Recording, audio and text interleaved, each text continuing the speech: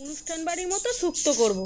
ঝিঙে, সজনে ডাঁটা, উচ্ছে, পাকা উচ্ছেগুলোকেও ফেলিনি নিয়ে নিয়েছি, সেগুলোকে কেটে ধুয়ে নিয়েছি। পরিমাণ মতো 2টো আলু নিয়েছি, কাঁকরোল কেটে নিয়েছি, পেঁপে, গাজর, কাঁচকলা, বেগুন, সমস্ত সবজিগুলো আমি কেটে পরিষ্কার করে ধুয়ে নিয়েছি। লাল আলুটা আমার কাছে ছিল না, তাই আমি দিতে পারিনি। এবার আমি বেশ কিছুটা বড়িও নেব, আর গ্যাসে কড়াই বসিয়ে তেল গরম করে বড়িগুলো আমি লাল লাল করে ভেজে নেব। বড়িটা আমার ভাজা হয়ে গেছে, এবার তুলে নেব। আবার বেশ কিছুটা কড়াইতে তেল দিয়ে উচ্ছেগুলো বেশ লাল লাল করে একদম ভেজে নেব, একদম কড়া করে। আবারও কড়াইতে বেশ কিছুটা সরষের তেল দিয়ে 5 ফোড়ন আর শুকনো লঙ্কাটা ফোড়ন দেবো। তারপর ফোড়নটা ভাজা হয়ে গেলে সবজিগুলো একে একে দিয়ে দেবো।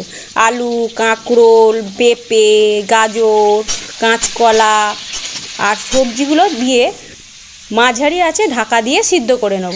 রান্নাটা তাড়াতাড়ি করার জন্য আমি কিন্তু 2টো কড়াইতে রান্না করছি। এদিকে আমি যে উচ্ছেটা তুলে নিয়েছিলাম, তারপরে কিন্তু ওতেই বেগুনটা ভাজবো কিছুটা তেল দিয়ে। তারপরে এদিকে সবজিটা ঢাকা দিয়ে রান্না করছি। এবার একটা মশলা করছি, চিনেবাদাম, পোস্ত, সর্ষে, কাঁচা লঙ্কা। শুক্তোতে যেহেতু ঝাল খায় না, ঝালটা কিন্তু একদম সামান্য দিতে হবে, কাঁচা লঙ্কাগুলো যেন ঝাল না হয়।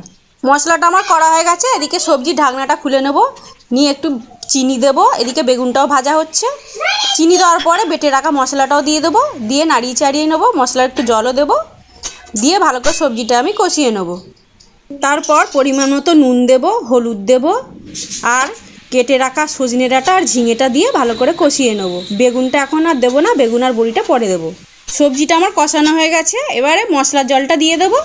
তারপর আমি এদিকে 4 চামচ আমুল দুধ উষ্ণ গরম জলে গুলিয়ে রেখেছিলাম, সেই দুধটা কিন্তু আমি এবারের মধ্যে অ্যাড করে দেবো। তারপর পরিমাণ মতো জল মিশিয়ে তরকারিটা আমি ফুটতে দেবো। এদিকে আমি কিছুটা আদা আমি কিন্তু বেটে রেখেছি, ওটা কিন্তু এখন দেবো না, ওটা পরে দেবো।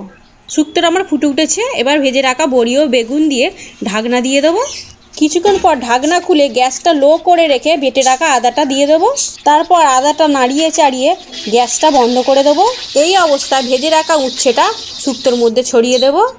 পাশের চুলায় একটা কড়াই বসিয়ে একটু সরষের তেল গরম করে নেব।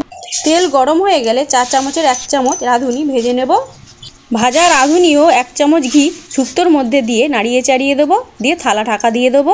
ঢাকনা খুললেই শুক্তোটা আমার রেডি। এবার গরম গরম ভাতে পরিবেশন করুন। দেখুন বন্ধুরা, শুক্তোটা কত সুন্দর দেখতে হয়েছে। এই শুক্তোটা দেখতে যেমনি সুন্দর হয়েছে, তেমনি খেতেও দুর্দান্ত হয়েছে। এই শুক্তোটা কিন্তু ভাত দিয়েই না, রুটি দিয়েও খাওয়া যায়। তো আজকের ভিডিওটা আমি এখানে শেষ করছি। তো টাটা বন্ধুরা।